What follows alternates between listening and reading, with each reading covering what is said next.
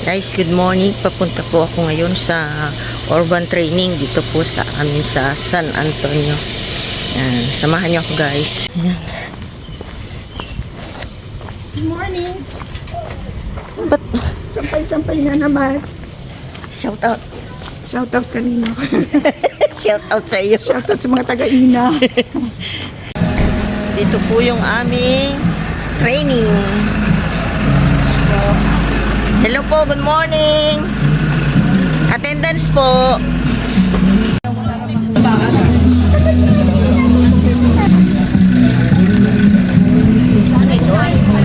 Seedlings. Kamatis. Wow.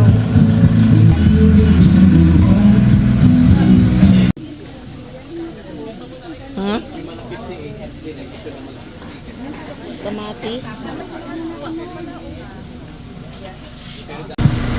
Dear Lord, thank you po for allowing us to be together today, for waking us up for this beautiful morning. Thank you po sa lahat ng mga biyayang pinagkaloob mo. Ngayong araw na ito, inilang po namin that you will fill us with your spirit and guide us. Guide every one of us as we'll be able to learn whatever good things that our host will be teaching us. And we'll be able to see your goodness in everything that we do. Bless also all our loved ones who are that we have at the moment. And may this activity be fruitful that we'll be able to share it with all other people around us for your greater glory. This we ask in Jesus' name. Amen.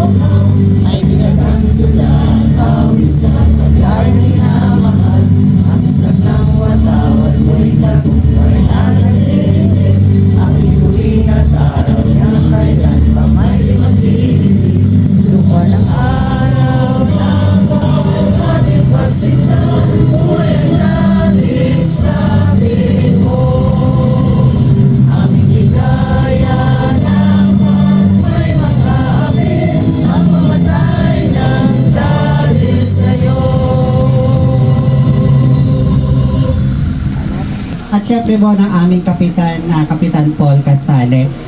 Sila po lahat ang nagbigay ng daan para po maging mas makatotohanan, makabuluhan at matuloy po ang programang urban gardening. At syempre pakatuwang ang ating City Agriculture headed by Ma'am Amelia Hernandez, ang ating department head. Maraming salamat po. At kay Sir Engineer Marco. Ayan. At kay Ma'am Emmy, ayan, maraming salamat po sa pagpapauna po sa amin today. Ayan, at isang magandang araw. Biro nyo, kagahapon, napakalakas ng kagabi, napakalakas ng ulan. Ngayon, inaraw na tayo at naiinitan nito ng urban gardening batch 1 ng Barangay San Antonio. Tama po ba yun, ma'am? Marami po ba tayong batches na magaganap? Yes. Sa lawak po ng San Antonio, ipa-partners na po natin, ibababa po namin to sa area. Pwede po ba yun, ma'am? At dahil dyan, ang ating pioneer sa pagbaba ng programang ito, sa pangunguna po at sa pagtanggap po sa atin ng Equity Homes 1 and 5. Ito pong community na ito, sa pangunguna po ng kanilang presidente, Miss Remy Aquino.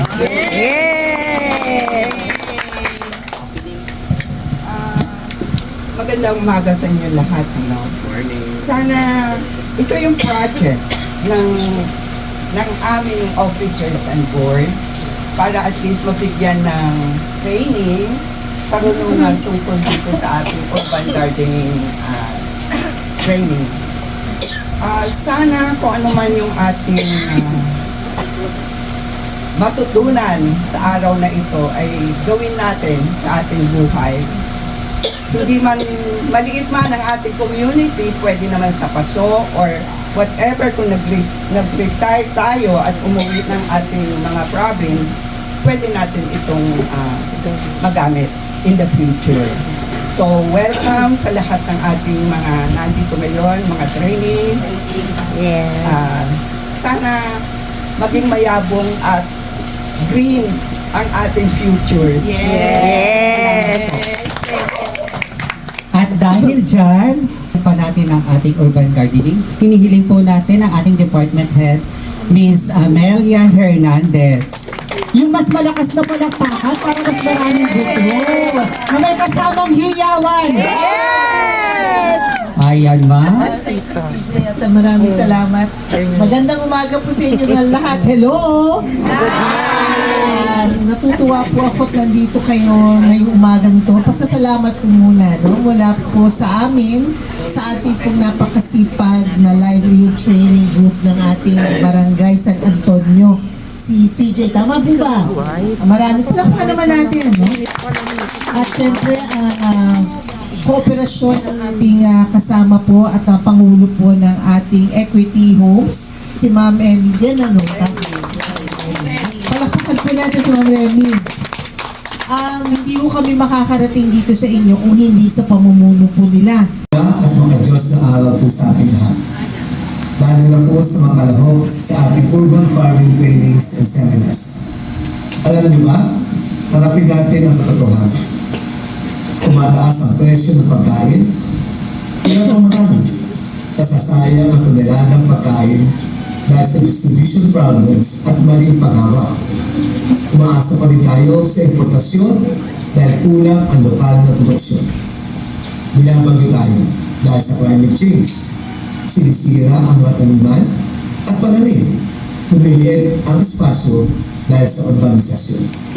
Kung kaya bawat pamilya ay dapat magkaroon ng sapat at ligtas na pagkain. Pero dito sa Parañaque, hindi tayo sumusuko sa hamon. Atin pong mas napapansin ang kahalagahan sa pagpapalakas ng ating agriculture sector upang maiwasan ang ganitong mga krisis sa pagkain at matiyak ang food security sa ating bansa. Ang solusyon ay urban farming. Ito ay practical, sustainable, at makapangyarihan laban sa food insecurity, pagbaba ng food waste, at pagpapataas ng lokal na produksyon. Kaya pinagmamalaki natin ang Food Always in the Home o yung Faith Gardening Program simula pa ng 2013 at ito ating standard. Sa ilalim po ng Faith Garden Program, ating binibigyan ng kalagahan ang pagtatanim ng mga sariwa at masustansyang gulay at prutas sa ating mga bakula, bubong at mga komunidad. Ito rin ay isang bang para mas mabuti ang kalusugan ng bawat isa.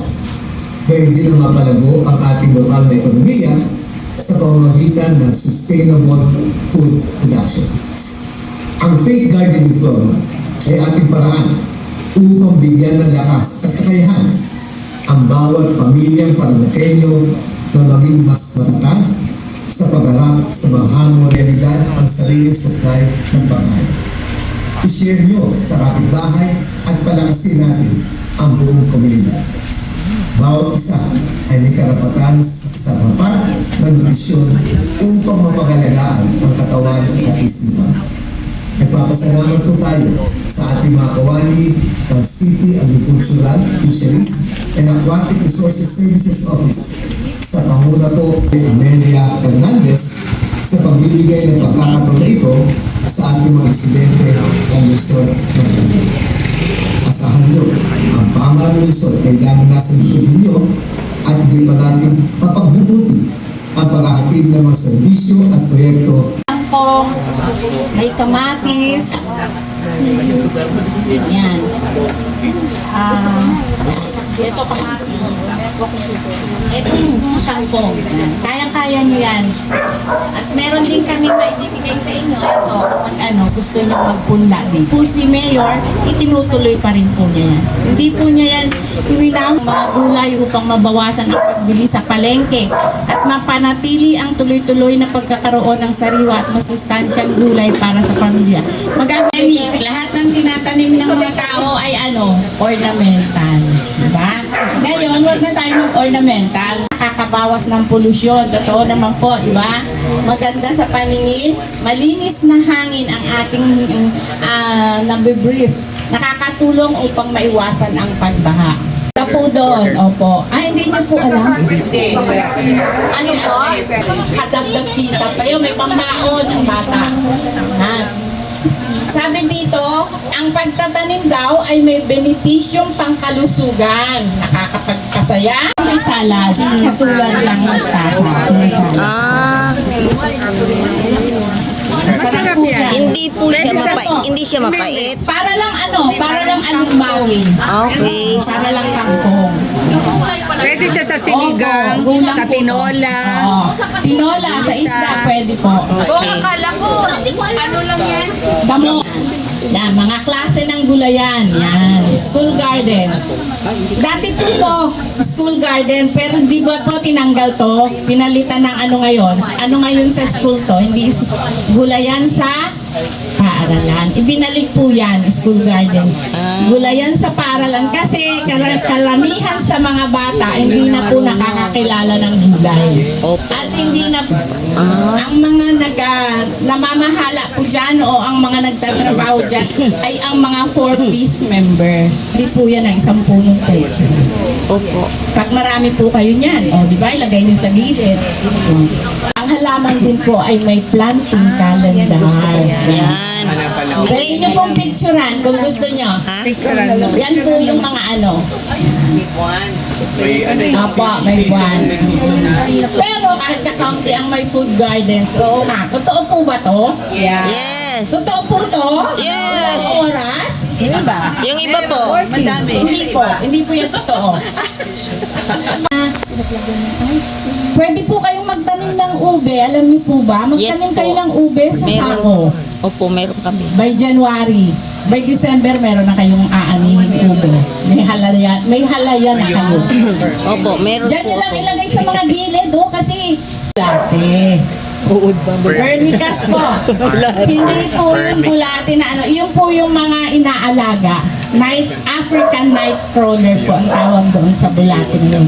Na kapag halo na kayo ng 1:1:1 ng garden soil, compost at saka verm, pwede po natin ilagay dito.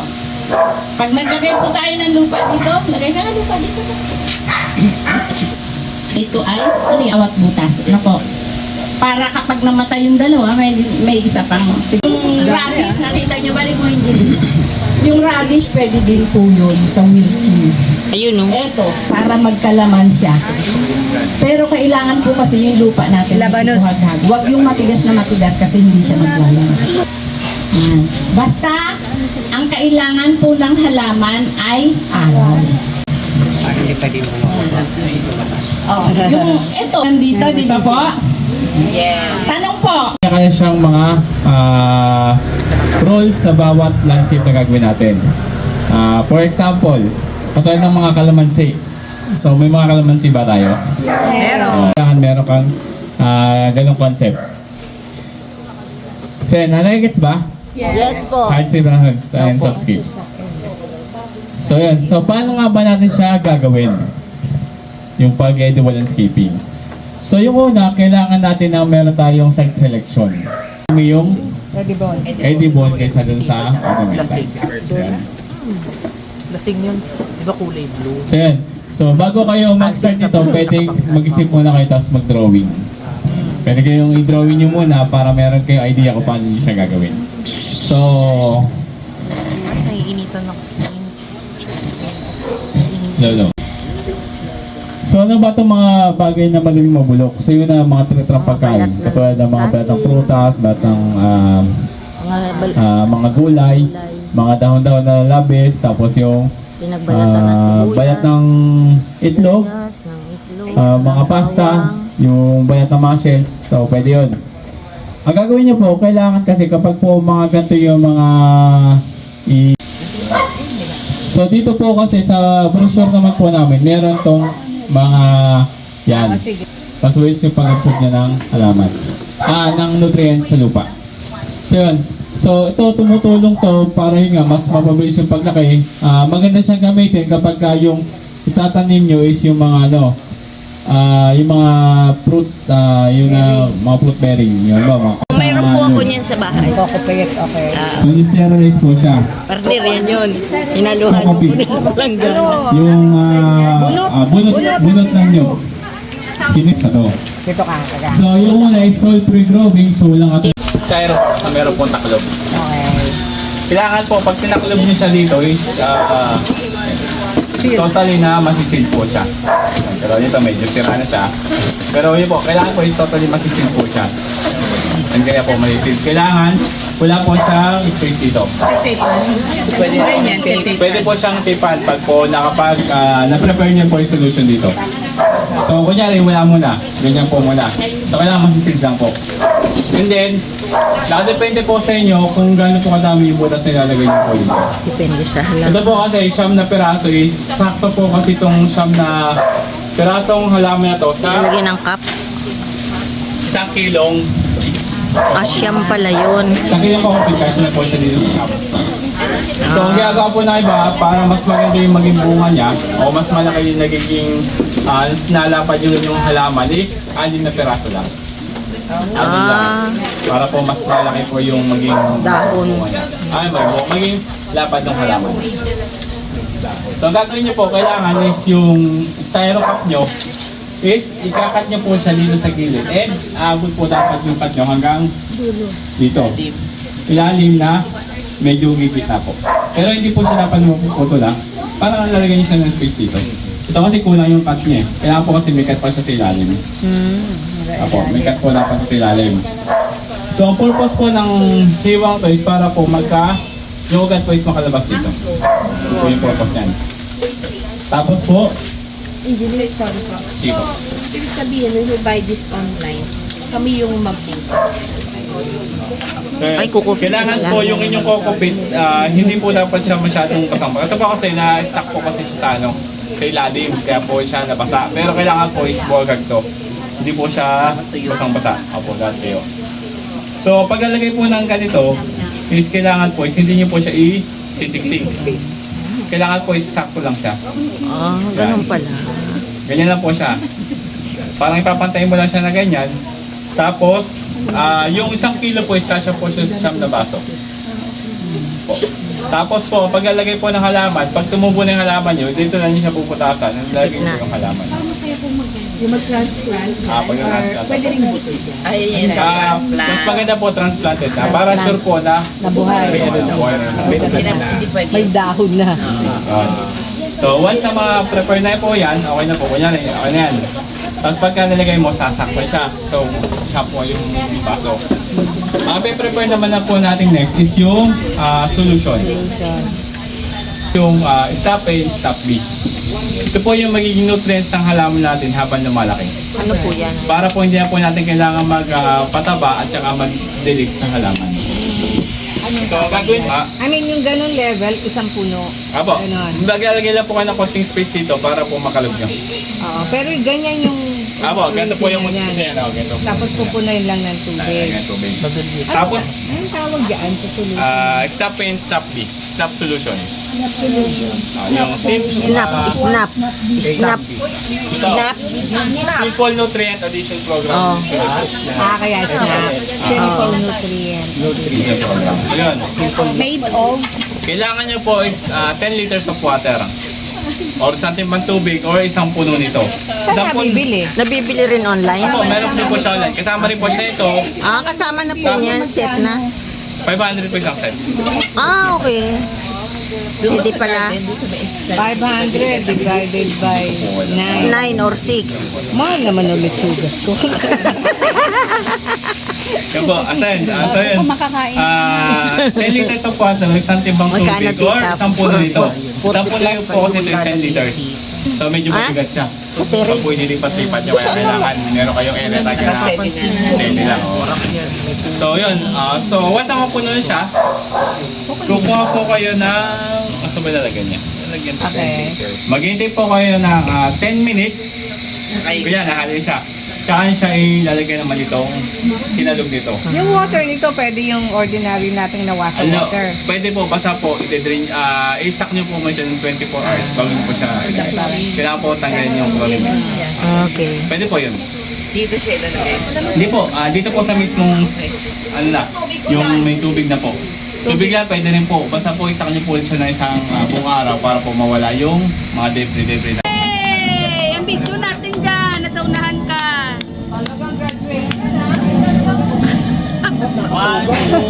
O, diba graduate na girl? Congratulations, Maria Teresa M. Abinan. Eh, ano mo yung picture sa atin? Babalik po dito yung certificate. Dito po, Sister. congratulations, Mr. Leonardo Aboyabor. Video kita. Video. Ayusin mo ha? Anong ayusin mo? Video. Gusto ko ilaman pala dapat ng sapatos ko. Yes, congratulations, Miss Remedios T. Aquino.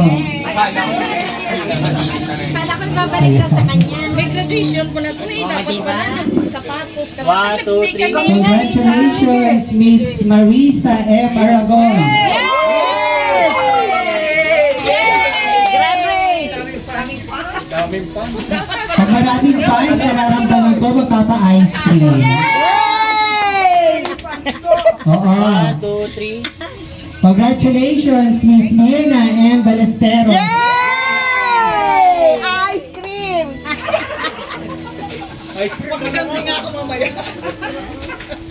One, two, three. Congratulations, Miss Catherine Joy C. Cardaño. Yes! Ice cream. Perfect!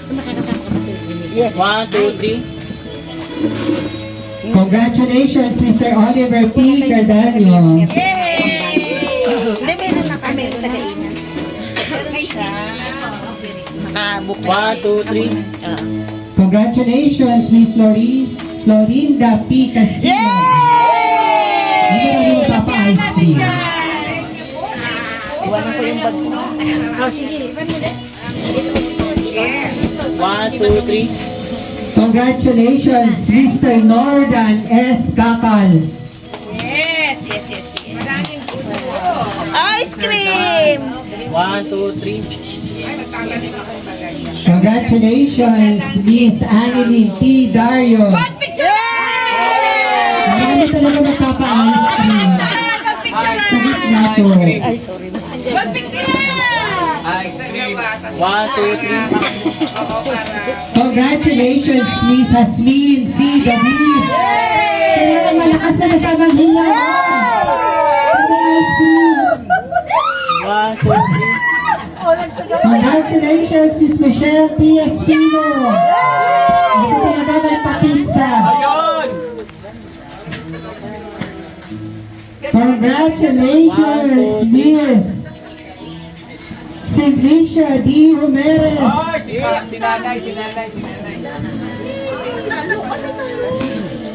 Acknowledge natin ang pagdating ng ating kagawad Kat Buot. May kasamang hiyawan. May kasamang palakpakan. Congratulations, Miss Anisha R. Madla. Ang kanila pwede na. Sandali, wala din yung sir. Pwede po. Sige, habang tinatawag natin, meron tayong pa-popcorn kasi on our kagawad Kat. Congratulations, Miss Hanilyn. 1, 2, 3. Picture pa. 1, 2, 3. Habang na popcorn pa, para busog ka sa lunch. Thank you! Ready? Congratulations, Mr. Andre Gabriel Nabaunag. Saan ka pa? May popcorn pa. Ay, popcorn! Congratulations, Mr. Kurt Andrew Nabaunag. Yay! Nakalain nyo, iwan mo po ang Mamaya pa lang ano? pinawan.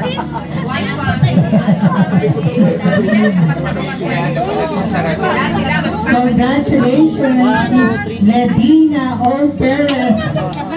Yay!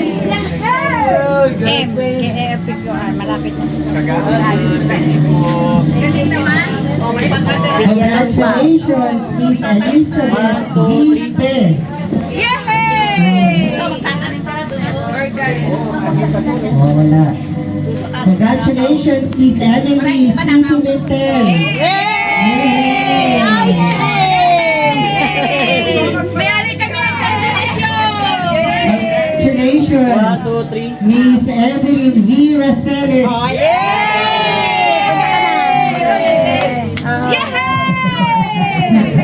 I-upload ang video! Congratulations.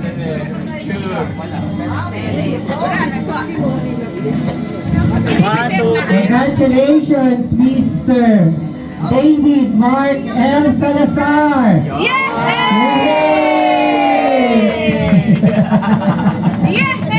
Ang attendance natin, ha?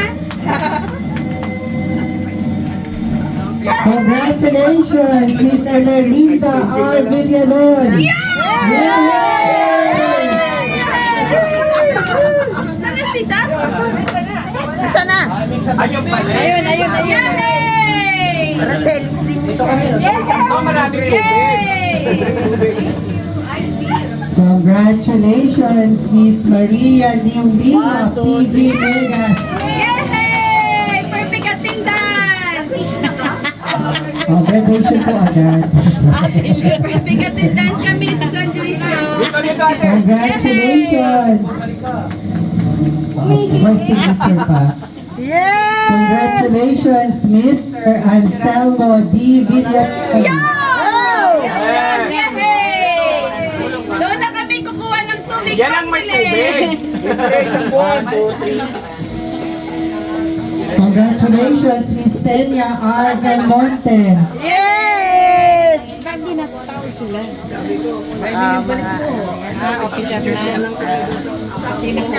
Okay, wait po sa buto. Pinulang sa buto. Pansamantala. Walang aalis sa buto. Stay put agad ko ng buto. Christian C. Ordonez. Yes! Pizza yan! Meron po bang hindi natagan? Wala. Tito, ano ka na tito? Mananim Sino hindi natawa? Congratulations, CJ Terrado. Hindi pwedeng walang buto.